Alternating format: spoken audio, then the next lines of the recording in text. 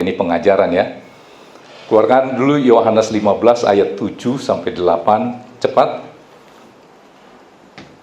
Ayo.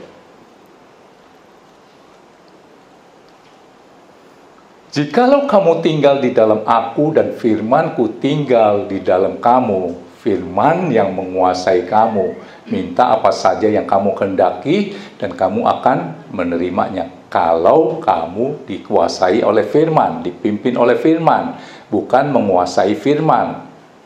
Ya, ini ada perbedaan. Tahu firman dan menguasai firman. Next, ayat 8-nya. Cepat. Dalam hal inilah Bapakku dipermuliakan, yaitu jika kamu berbuah banyak, dan dengan demikian kamu adalah murid-muridku. Saudara, tadi cerita yang di awal ada tiga hal yang mengejutkan ketika saudara sampai di surga. Pertama adalah kok preman bisa ada di surga. Kedua adalah kenapa gembala saya, pendeta saya, WL saya, pemain musik di gereja kok nggak ada ya? Ya, ternyata saudara tahu banyak orang Kristen yang jadi batu sandungan alias tidak berbuah. Ternyata tidak berbuah itu jahat di mata Tuhan, dan tempatnya di mana ya? Saudara mau tahu itu? Tidak berbuah loh ya. Mungkin dia nggak melakukan ini dan itu, mungkin dia nggak ngerampok, mungkin dia nggak bunuh orang, tapi hidupnya tidak berbuah. Saudara tahu tempatnya di mana? Nah, saudara kan tahu ya Matius 7 ya. Bukan orang yang berseru-seru Tuhan, Tuhan gitu. Kok nggak masuk di surga ya? Coba kita baca dulu Matius 7. Ya. Matius 7 ayat 19 20. Nanti lanjut 21. Saya mau tekankan di sini. Dan setiap pohon yang tidak menghasilkan buah yang baik pasti ditebang dan dibuang ke dalam api. Bahasa lainnya ada kertak gigi. Itu tempatnya di mana? Neraka. Api itu di mana? Neraka. Cuman tidak berbuah. Ayat 20. Jadi dari buahnya lah kamu akan mengenal mereka. Berbuah ya, hidup berdampak. Ayat 21, di Facebook ada yang nanya ini, Pak tolong dong dijelaskan ini apa maksudnya. Saya nggak jawab sih.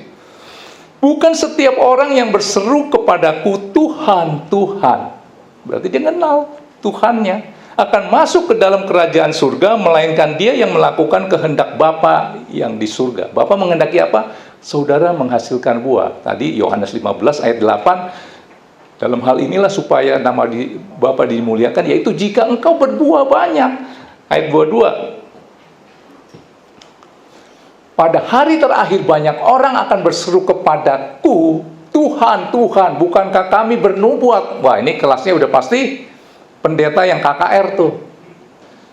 Demi namamu, dan mengusir setan demi namamu. Wah, ini kelasnya tinggi nih. Dan mengadakan banyak mujizat demi namamu juga.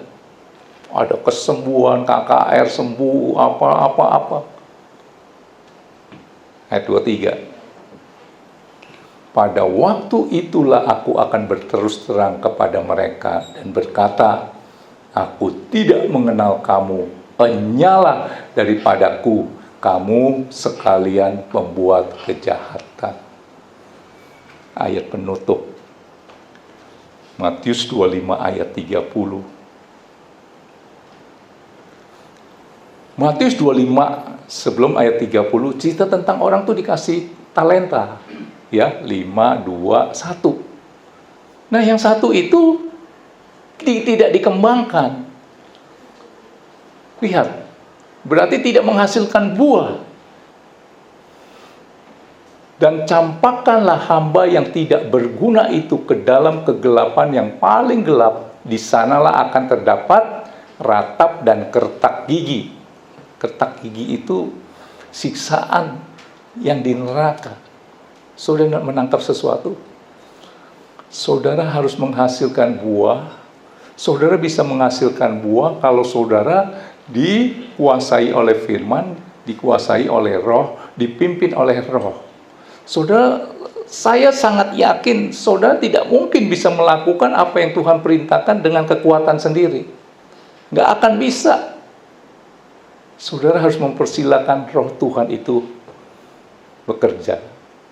Ketika saudara mendapat masalah berat, persoalan, saudara bisa gembira, bersuka cita untuk hal itu. Pakai kekuatan sendiri. Nggak percaya saya kalau saudara bisa. Saudara bisa itu karena ada Roh Allah yang memimpin saudara.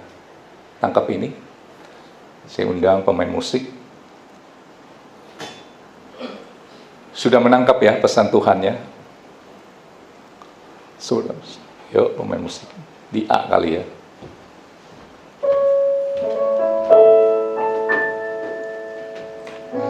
Mataku. Boleh dikeluarkan ya. Saudara, pesan Tuhan untuk saudara ini apa?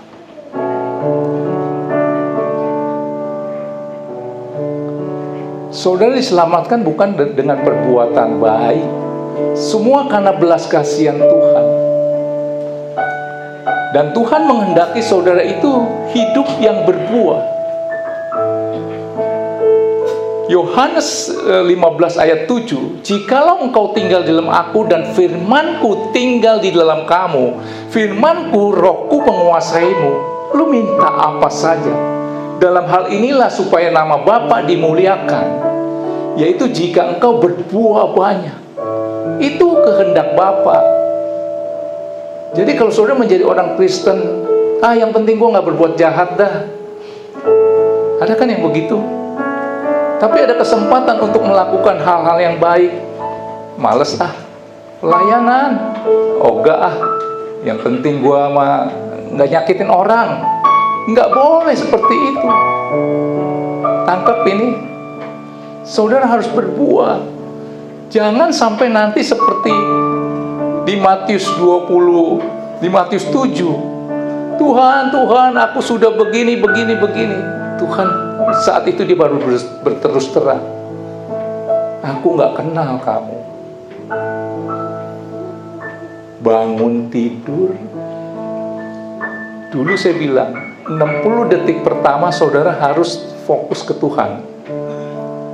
Kenapa saya mau ngulang-ngulang lagi apa yang saya katakan pada saat ini? Karena saya lakukan itu dan saya sangat menikmati. Maaf nih sebelumnya, begitu bangun tidur saya cari handphone. Walaupun kelihatannya rohani, hal-hal yang rohani itu nggak berkenan. Mendingan saudara fokus kepada Tuhan dan matamu itu tertuju kepada Tuhan. Jadi bangun tidur matamu tertuju kepada apa? Lihat handphone. Apa aja yang masuk? Saudara sini ya. Mataku tertuju padamu. Saya undang saudara bangkit berdiri. Genap hidupku, ku serahkan padamu. Supaya apa? Supaya Roh Tuhan pimpin.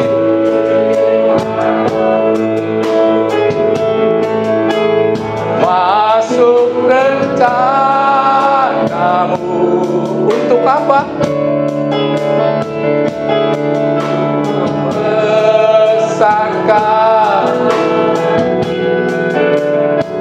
kerajaanmu dari awal.